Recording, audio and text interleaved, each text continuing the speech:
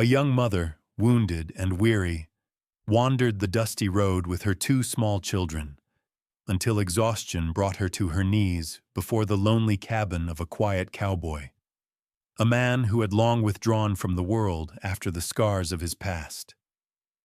At first, he only meant to let them stay for a night. But something within him began to change, and when the cruel whispers from town started to spread, he faced the choice every soul must one day confront: stay silent or stand for what's right. Don't leave just yet. Stay with us and see whether kindness still has a place in a world so full of judgment. Tell me where you're watching from tonight, and don't forget to hit subscribe so you never miss the quiet stories of courage that still live somewhere out there. The heat came first, thick, wavering, merciless, pressing down on the Carolina backroad like a hand trying to smother breath itself. The earth shimmered beneath it, the air turning into glass, blurring the horizon into a pale mirage. Cicadas screamed from the pine trees, their relentless chorus echoing through the emptiness. And down that road, beneath a sun too cruel for mercy, came a woman. Her name was Camilla Hart, 28 years old, though sorrow had drawn her face into the lines of someone twice that age. Her skin was browned and burned by the road. Her hair clung to her temples in dark, matted strands. She leaned hard on two broken crutches that clicked against the dirt like old bones knocking together. Every step an act of rebellion against the world that had already decided she should have fallen long ago. Two small figures followed, her children. Lila, 6 years old, honey-colored hair tangled into knots, a defiance in her chin that didn't belong to a child. And Noah, no more than 4, cheeks flushed red, his little chest heaving as he tried to keep up.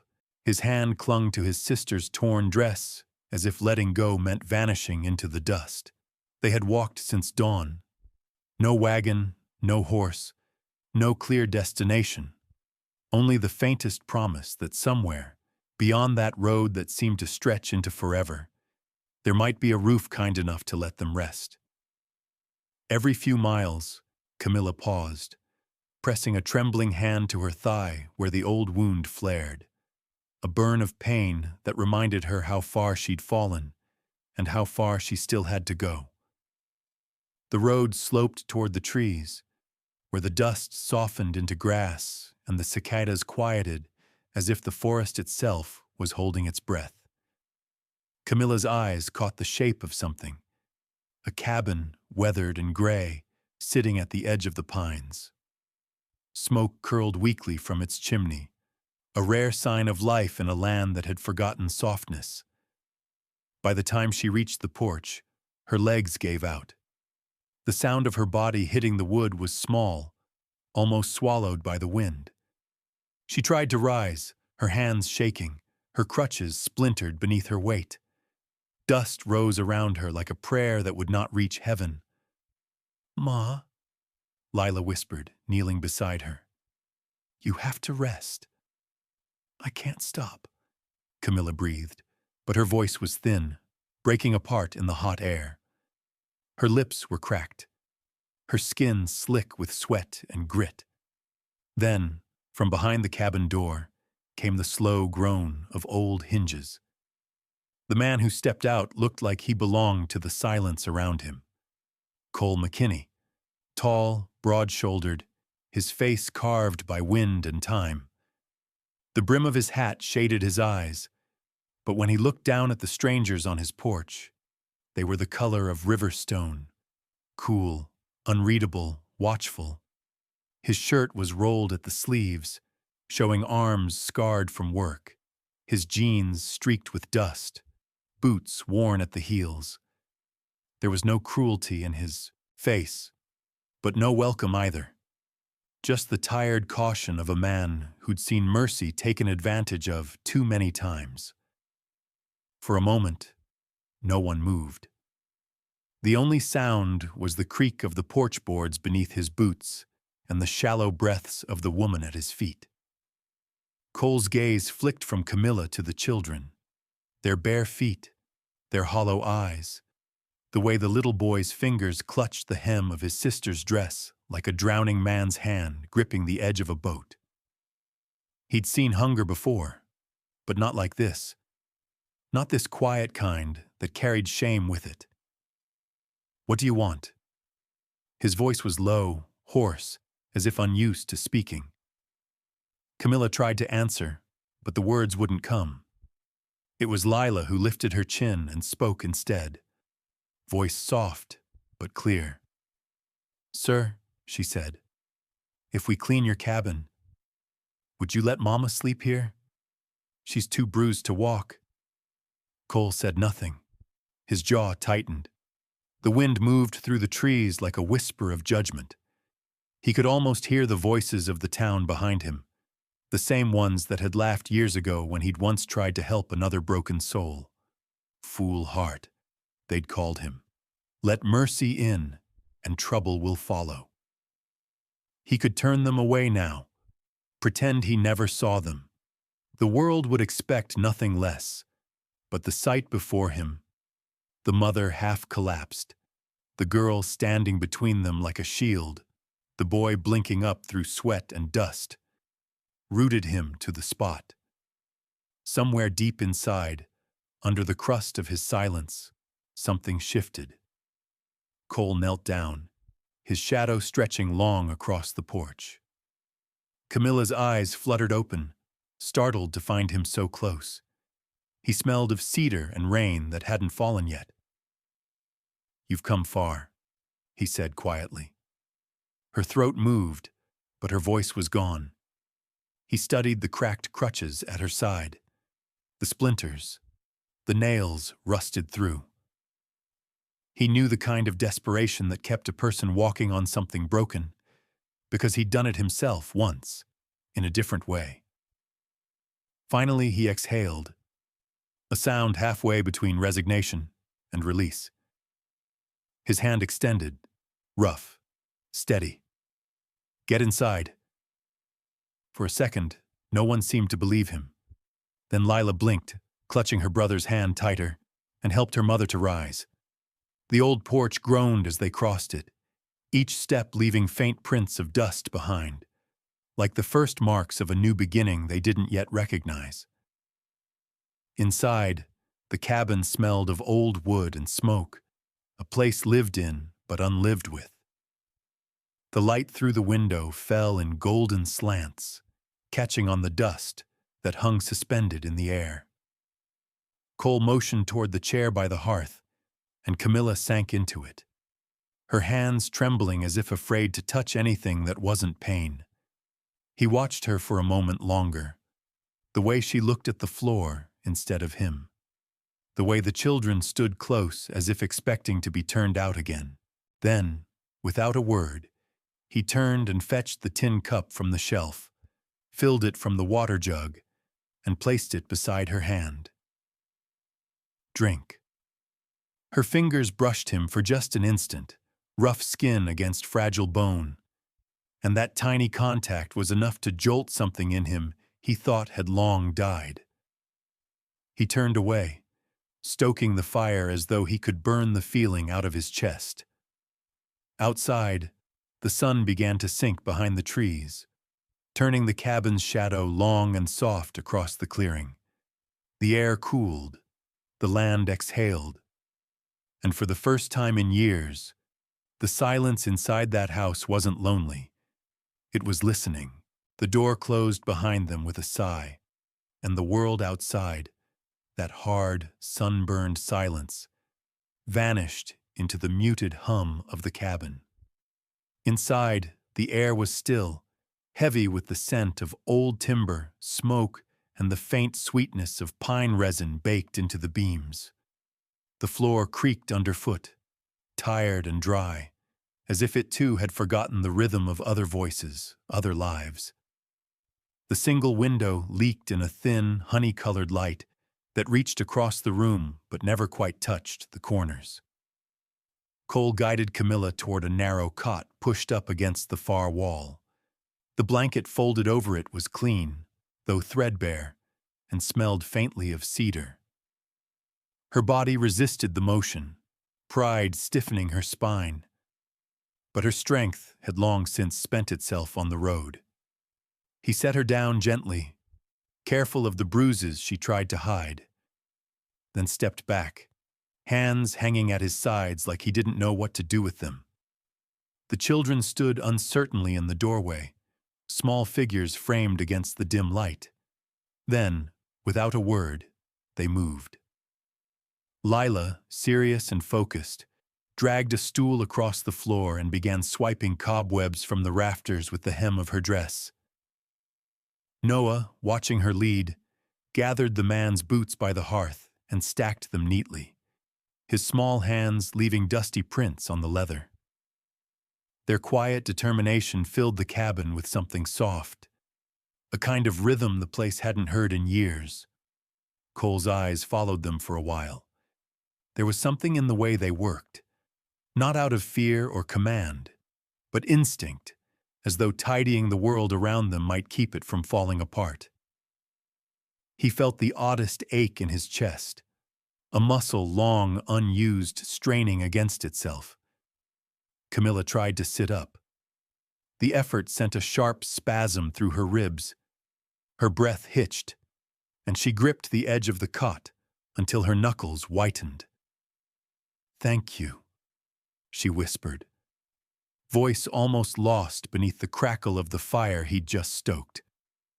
The words carried both shame and sincerity, a tone he recognized because he'd used it himself once, in another life. He didn't answer. Instead, he busied himself at the stove, reaching for the iron pot that hung from a hook. He poured in water from the jug, added a handful of dried beans, a pinch of salt, and the last scraps of meat from a paper wrap on the shelf. The scent of simmering stew soon filled the room, rising and curling into the rafters, mixing with the dust and wood smoke until it began to feel almost like home. Lila paused to sniff the air, her stomach growling audibly. Noah giggled, a small, bright sound that broke the room's tension like a match strike in darkness. Cole caught himself smiling, faint and fleeting, before turning back to the pot. He stirred it slowly, watching the colors of the broth swirl like memories. When he finally looked up again, his gaze fell on Camilla. The lamplight touched her arms, thin, mottled with old bruises and newer ones, the kind that told stories nobody asked about. She'd pulled her shawl up around them, hiding the marks without realizing it. Cole felt the words rise to his tongue. "Who did this to you?" But he swallowed them. Some questions he knew weren't meant to be spoken. Some truths were best left to rest in the quiet between heartbeats. Outside, the last light of day slipped away, and a wind moved through the trees, whispering along the cabin walls. Cole struck a match, lit the lantern, and hung it from a nail. The golden glow deepened the shadows, made the place feel smaller, more intimate. Lila and Noah sat together on the floor, leaning against each other, whispering things too soft to catch. When the stew was ready, Cole set out 3 tin bowls.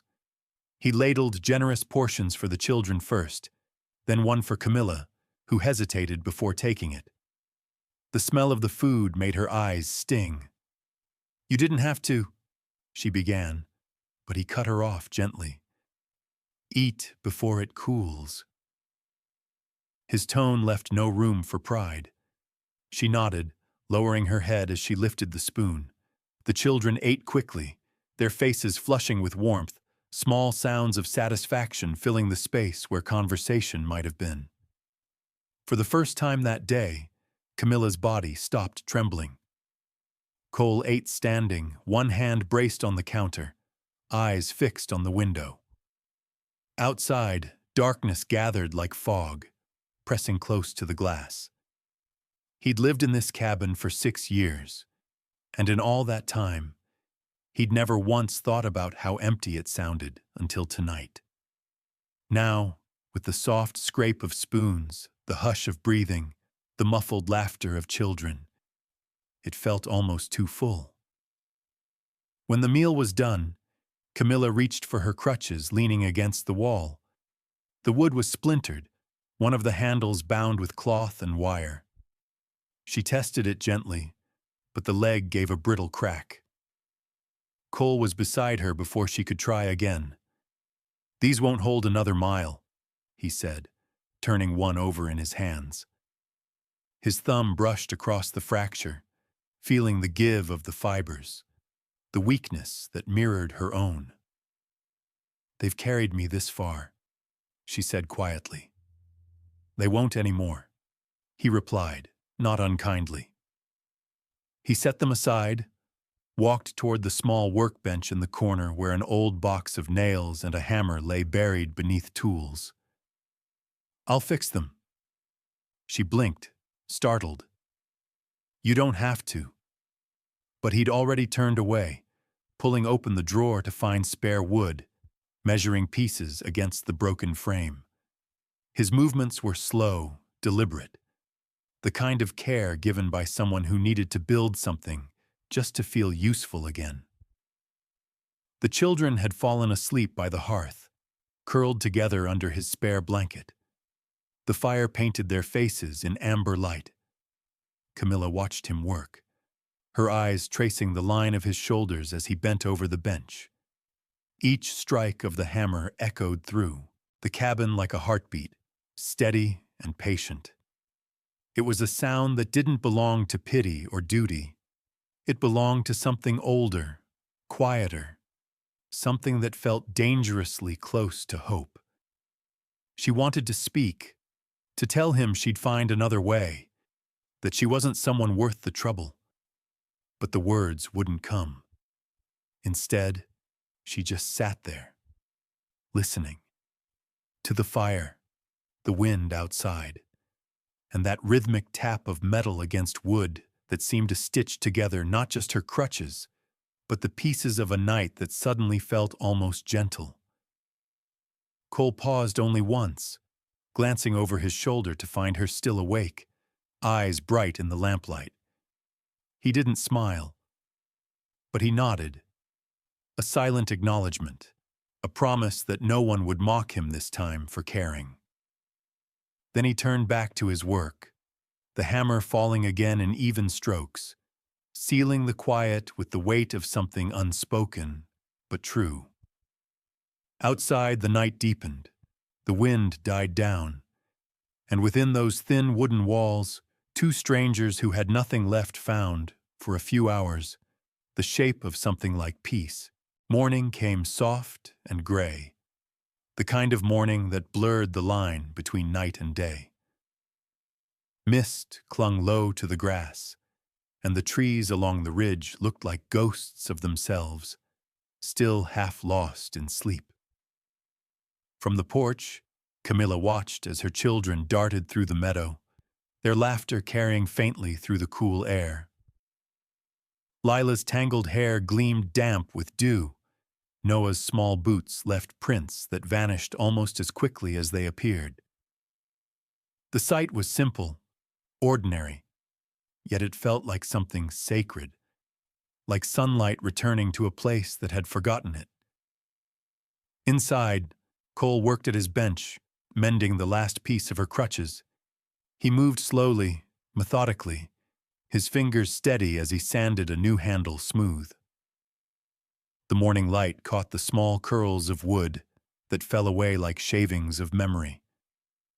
Every strike of the hammer, every measured breath, seemed to build not just a tool, but a fragile kind of peace neither of them dared name. He wasn't fixing something for her out of duty. He was fixing something because somehow it felt like repairing the silence inside himself. Through the open door, he could hear the faint sound of Lila's giggle and Noah's clumsy chase, and it stirred something unfamiliar. The cabin, once a vault for his solitude, had become full of sound. Light footsteps, hushed whispers, the soft scrape of a chair across the floor. It was unsettling in the gentlest way. He didn't quite know how to exist in it, so he did what men like him often do. He kept his hands busy. Outside, the mist began to lift, and the outline of the ridge sharpened against the pale sky. That was when the quiet changed. A distant clop of hooves broke through the stillness, slow, deliberate, a rhythm that didn't belong to peace. Cole's head turned toward the sound, instincts sharpening the air around him. Up on the ridge, a lone rider had stopped his horse. A man in his 40s, lean and narrow-shouldered, his coat hanging open, the brim of his hat low over his brow. The horse, a chestnut mare with a patch of white on her neck, shifted restlessly beneath him, snorting into the cold. The rider didn't wave, didn't nod. He just looked down at the cabin with a kind of smirk that wasn't quite a smile. Then, with a twist of his mouth, he spat into the dirt beside him. "Didn't take long for her to find a roof," he muttered, voice loud enough to carry through the damp air. The words fell like stones. Camilla froze where she sat. Her hands tightened around the edge of the porch rail until her knuckles blanched white. That tone, mocking, bitter, the kind of voice that hid cruelty behind humor. She'd heard it before. In the alleys behind stores, in the market when she'd walked by, in whispers that stopped only when she looked up. Shame had a sound, and even after miles of road and silence, she still knew its shape. Inside, Cole heard it too. The hammer in his hand stilled mid-air. For a moment, the only sound was the wind pressing faintly at the window, the stew pot shifting on the stove. His jaw flexed once, twice, and the pulse at his temple throbbed against the quiet. He didn't look at her right away. He didn't need to. He could feel it. The weight of humiliation, the way her shoulders stiffened though she tried to make herself small. He set the hammer down carefully on the workbench and straightened. On the porch, the children had stopped running. Lila looked up at the ridge, eyes narrowing in confusion, and Noah pressed closer to her leg. The rider pulled on his reins, turned the horse, and started down the far side of the trail, the sound of hooves fading into nothing but dust and echo. But the damage had already been done. Camilla's breath trembled. She looked down at her hands, at the tiny cracks in her knuckles, the faint tremor of exhaustion. "It always finds me," she murmured, voice barely above the hum of the wind. Cole stepped onto the porch. The boards groaned under his boots. His shadow fell across her lap, the morning light behind him turning him into a tall silhouette of quiet defiance. When she finally looked up, she saw the anger in his eyes, not at her, but at the world that kept punishing what it didn't understand. "You don't have to say anything," she whispered before he could speak. "I'll leave by dawn. You don't need my trouble." The words hit him harder than the insult had. She said them like she'd rehearsed them, the way people who've been driven out too many times learn to pack their hearts before their bags. He said nothing. Not because he agreed, but because words were too clumsy for what pressed against his chest. He turned his head toward the ridge, where the dust still drifted behind the retreating horseman, curling and vanishing into the sky. Cole had learned long ago how shame spreads, how it clings to anyone near the target, how it infects the ones who stay silent. He'd watched it ruin people, seen how fear of gossip made good men cruel. And in that moment, with her sitting on his porch and 2 children watching him, he understood that silence was a choice too, one that carved scars just as deep as words. He leaned against the porch post, the old wood cool under his hand. The morning had turned bright now, the mist retreating into the trees, but the peace was gone. It would take only one whisper from that rider, one evening in town, one drink too many, and by tomorrow, every corner of Willow County would know about the crippled woman in Cole McKinney's house. He looked at her then, properly looked, the way a man does when trying to memorize something he can't protect. Camilla's eyes met his, steady but tired, her mouth drawn tight. Ready for rejection, she thought inevitable. Behind her, Lila had taken Noah's hand again, as though anchoring him to something that might still be safe. Cole's fingers curled against the wood. He wanted to tell her she wasn't leaving, that the road had done enough taking from her. But the words stayed locked in his throat. Sometimes a vow doesn't need to be spoken to be made. The children returned to their game, half-heartedly now, their laughter thinner, fading. The cabin stood quiet, but the quiet was different. It wasn't peace anymore. It was waiting. Cole watched the horizon until the last speck of dust disappeared. Then he turned back toward the open door, where the smell of wood smoke and stew still lingered, and stepped inside. Behind him, Camilla remained on the porch, hands folded in her lap, staring at the path where judgment had just ridden away, knowing it would circle back, as it always did. The light on her face was soft, but her shadow stretched long across the porch boards, tangled and uncertain, like the promise of another storm not yet seen. By evening, the sky had turned the color of pewter, heavy and restless. Clouds gathered low over the pines, and the wind that slid between them carried the distant murmur of thunder. Or maybe it was just the sound of Cole McKinney's thoughts turning, slow and weighted, like stones shifting under water. He sat by the window, a knife in one hand, a piece of wood in the other, carving without knowing what he meant to make. Each motion was small, deliberate, the blade whispering against the grain as curls of pine fell to the floor, like pale shavings of doubt. At the table nearby, Camilla worked by the soft lamplight. The faint rhythm of her needle drew a fragile kind of harmony against the scrape of his knife. She was mending one of his shirts, the one torn along the shoulder, threadbare at the cuff, and every stitch trembled slightly from the ache in her hands. Still, she kept going, eyes low, brow furrowed in concentration. The air between them hummed with the quiet understanding of people who had learned to live carefully, afraid that too much sound might break the peace they'd found. The children were asleep by the hearth, their small bodies curled beneath a wool blanket that had seen more winters than laughter. The fire burned low, painting everything in a soft gold haze. For a fleeting moment, it was possible to believe the world outside did not exist, that thunder was only weather, not omen. Cole looked up from his carving.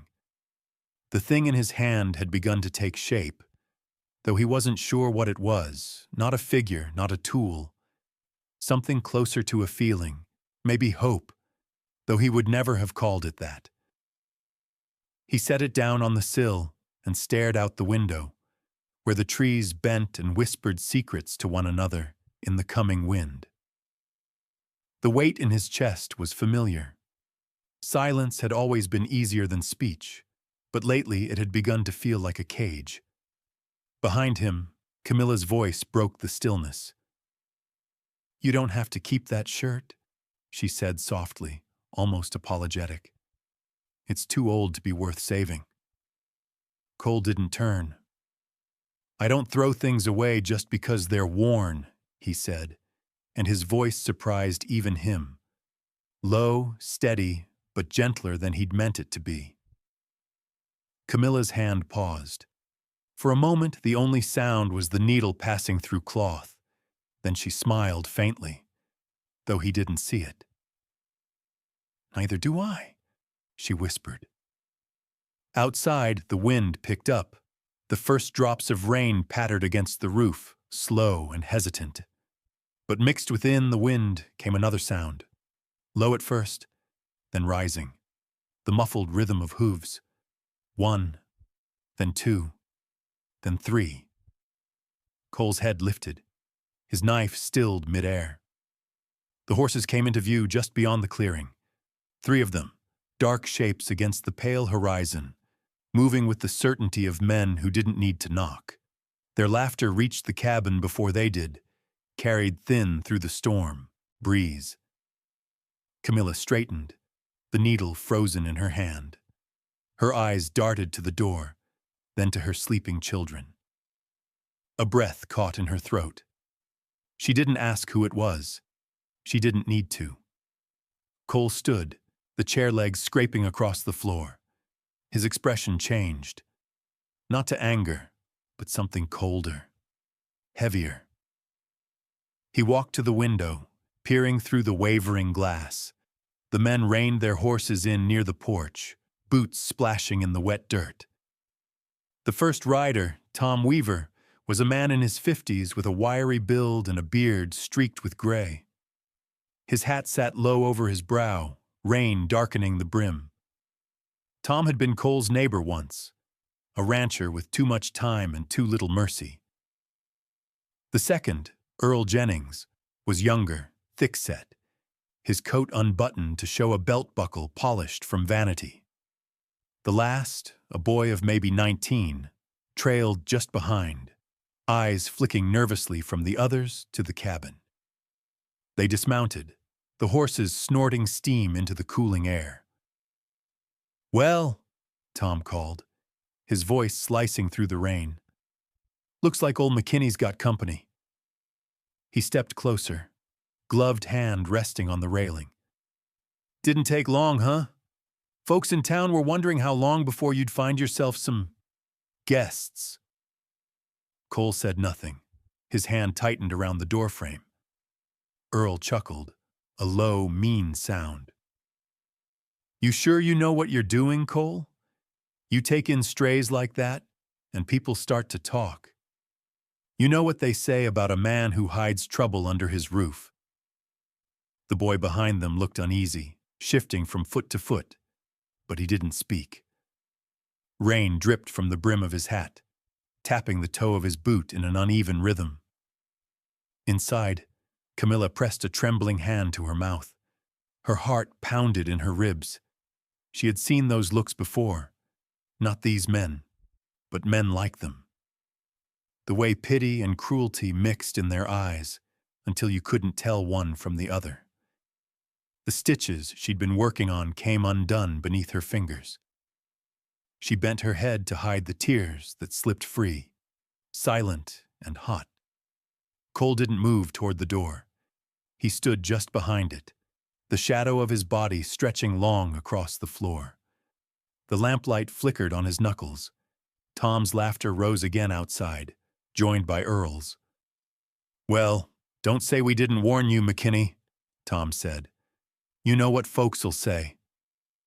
The words were familiar, the same poison he'd heard before, long ago, when he'd made the mistake of showing kindness to someone else the town had decided wasn't worth saving.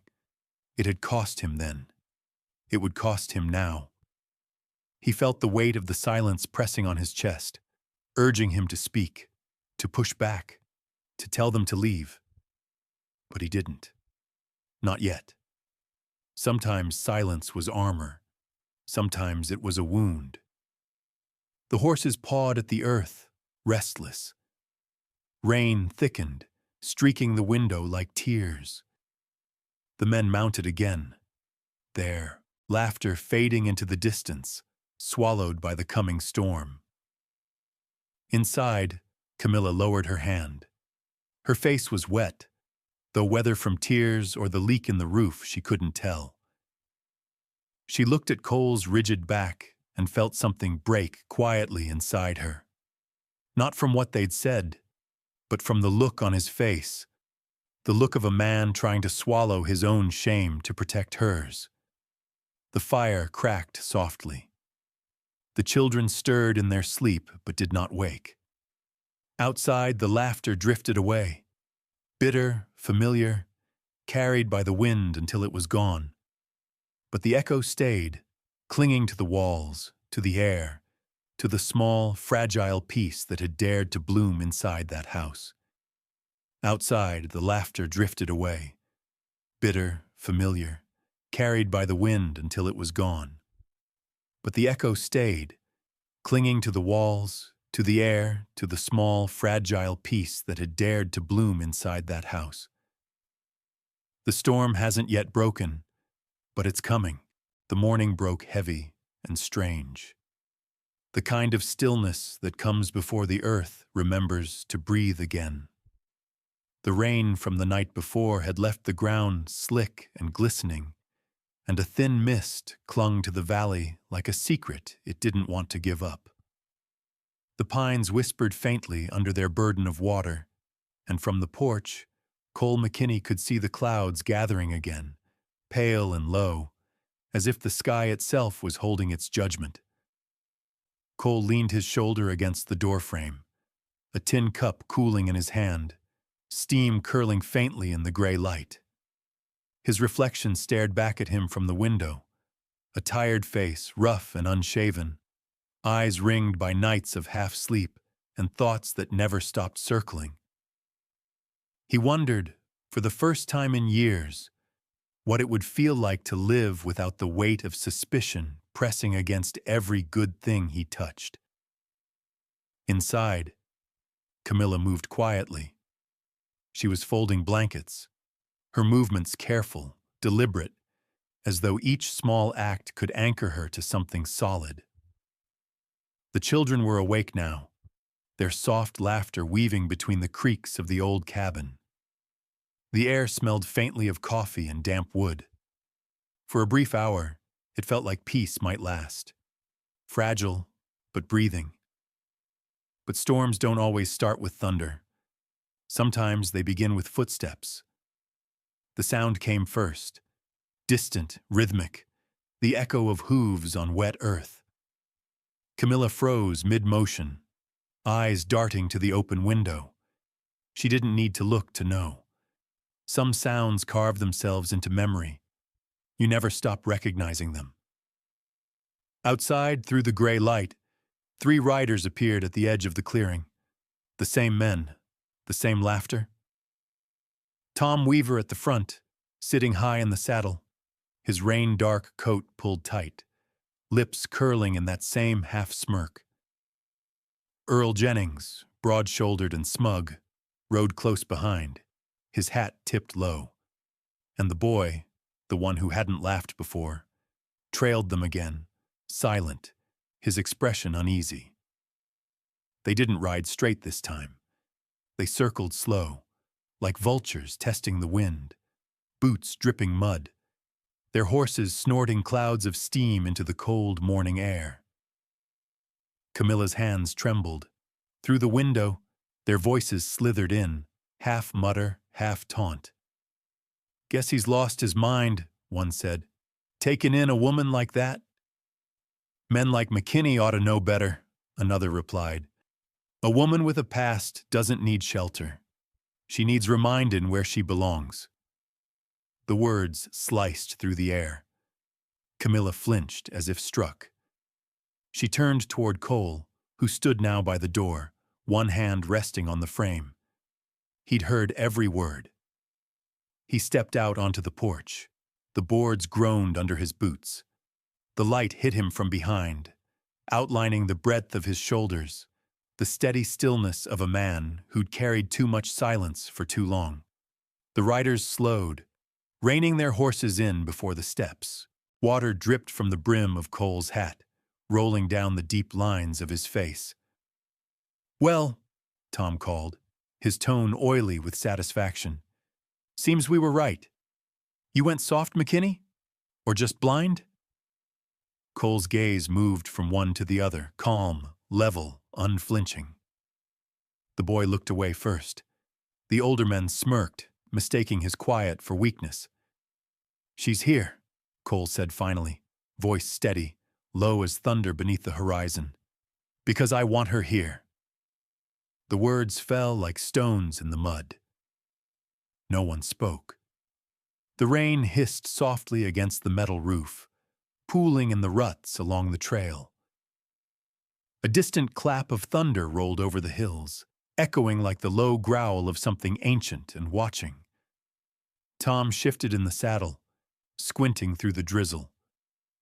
"You got no business, Cole," he said, his voice tightening. "Men don't forget." Cole didn't flinch. "Then let them remember," he answered. The wind caught his coat, lifting it around his legs, and for a brief second, he looked almost like the man he used to be, the one who still believed decency could outlast cruelty. Even the horses seemed to still, as if they too understood that something sacred was being measured in that silence. He took one step forward, boots sinking slightly into the wet ground. "And if anyone's got a quarrel with that," he continued, eyes narrowing just enough to make the air between them tense and sharp, "he'll have it with me." A wind moved through the clearing, lifting the smell of rain and pine, wrapping around them like a warning. The horses shifted uneasily, hooves squelching in the dirt. For a long moment, no one breathed. The rain began again, slow, patient, falling between them like a metronome counting down a choice. Then Tom spat, the sound harsh against the wet ground. "You always did think you were better than the rest of us," he sneered. Earl tugged his reins, his grin faltering. "Ain't worth it," he muttered. "Let's go." Tom hesitated, eyes locked on Cole's, searching for the flicker of fear that wasn't there. He found none. Only the stillness of a man who had finally stopped running from his own conscience. "Suit yourself," Tom said, his voice roughening. "You'll regret it." He turned his horse. The three men rode off without looking back, their shapes dissolving into the pale curtain of rain until they were nothing more than echoes. Inside, Camilla hadn't moved. She stood frozen near the table, one hand on her chest, the other pressed to her mouth. She didn't even realize she was crying until she felt the salt of it. For so long, no one had stood between her and the world. Not her husband, not the strangers who passed judgment, not even the law. She had learned to expect abandonment, not defiance. When Cole stepped back inside, the air seemed to shift around him, carrying with it the storm's residue. He set his hat on the peg by the door, rainwater dripping from the brim, and glanced at her. "You shouldn't have done that," she said finally, her voice small, almost breaking. "They'll come back." "Maybe not," he said, and the corner of his mouth twitched. Not quite a smile, not quite regret. But it felt right. Camilla watched him in silence. The lamplight trembled on his face, catching the deep lines around his mouth, the kind that come from years of saying nothing. She wanted to thank him, but the words felt too small. Outside, the rain eased into a soft drizzle, silver threads falling through the pines. Steam rose from the earth, carrying the smell of wet cedar and ash, a scent that felt almost like forgiveness. Lila stirred in her sleep, murmuring her mother's name, and Camilla turned toward the sound. For the first time, her shoulders dropped, and her breath came without pain. She looked at Cole again, the man who had stood when the world turned away, and something unspoken passed between them, quiet and sure as morning light. Behind them, the fire flickered, the children breathed softly, and the world outside seemed to loosen its grip. The rain softened to a whisper, the sky lightening as if unsure whether to hold on or let go. Cole looked toward the window. The clouds were breaking, just a little, and through the crack in the gray came a single band of light, pale and trembling, cutting across the fields. It fell across the porch, across the table, across Camilla's face. She didn't notice, but he did. He stood there a moment longer, letting that light settle over him, before turning away. The echo of his words still hanging in the room, strong enough to hold the air steady. The dawn came calm, washed clean by the night rain. Mist rose from the wet earth in slow ribbons, curling over the meadow where the first sunlight broke through like a hesitant promise. The air smelled of pine, soil, and something faintly sweet. The scent of new beginnings that had been waiting just beyond the storm. From the porch, the valley looked softer, as if it too had taken a deep breath and decided to forgive. Inside the cabin, the world had changed in quiet ways. The fire had gone to embers, but warmth still lingered in the air, mingled with the smell of boiled coffee and damp wool drying near the stove. Lila and Noah were already awake, their laughter light as birdsong as they played on the porch steps, chasing sunbeams across the wet boards with sticks they had turned into wooden swords. Their bare feet left tiny prints that gleamed for a moment before the wind dried them. Camilla stood in the doorway, watching them. Her mended crutches leaned against the wall beside her, worn smooth now from days of use, but she no longer leaned on them. The light touched her hair, catching the faint gold hidden in its brown, and for the first time since she'd arrived, her face wasn't marked by strain. There was still pain in her body, yes, but it had changed shape, less like a wound, more like a scar that had finally decided to stop bleeding. Cole stepped out from the kitchen corner, where he'd been pouring coffee into two mismatched cups. His movements were unhurried, almost shy, as though the silence between them now held something fragile worth keeping. He handed her one of the cups, nodding toward the porch. "You should sit a while," he said. "Morning looks better from out there." Camilla took the cup, her hands brushing his for just a moment. Warm, calloused, steady. "I almost don't believe it's morning," she murmured. "It feels too still." Cole smiled faintly beneath the beard that had grown rough from neglect. "Still's not always a bad thing." They stepped outside together. The boards creaked under their weight, the sound soft and familiar. Beyond the porch, the grass glittered with dew, every blade carrying a droplet that caught the light like glass. The sky stretched wide and endless, streaked with pale silver clouds drifting apart. Somewhere far off, a hawk cried once and disappeared into the horizon. For a long while, neither of them spoke. The children's laughter filled the silence better than words ever could. It was a kind of music that healed without asking permission. Finally, Cole broke the quiet. "Are you still thinking of leaving?" Camilla didn't answer right away. She stared at the meadow, where sunlight spilled across the ground in long, uneven stripes. The crutches stood just inside the door, shadows falling beside them like they were something left behind. She took a slow breath. "I was," she said at last, voice low but steady. "But I think this is where the road ends." Her eyes glistened when she looked at him. "Maybe it's not the place I was searching for. Maybe it's just the first one that didn't turn me away."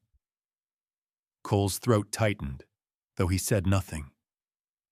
He set his cup down on the railing and stepped closer, close enough that she could feel the warmth from his body even through the morning chill. "You don't owe me anything," he said quietly. She met his gaze, unwavering. "Maybe not, but I think we both owe ourselves a little peace." For a moment, neither moved. The sunlight shifted, catching the small scars along her wrist, the faded bruises on her arm, signs of the life that had led her here. Cole reached out, his hand rough from years of work, and took hers. He turned it gently, pressing her palm against his chest. His heartbeat was slow, certain. "This," he said, "feels right." Camilla nodded, tears trembling in her lashes but not falling. Her voice came out as a whisper. "It does." Behind them, Lila shouted with laughter as Noah dropped his stick and ran through a puddle, splashing water up the steps. The sound pulled a quiet chuckle from Cole, the kind of laugh that hadn't touched his voice in years.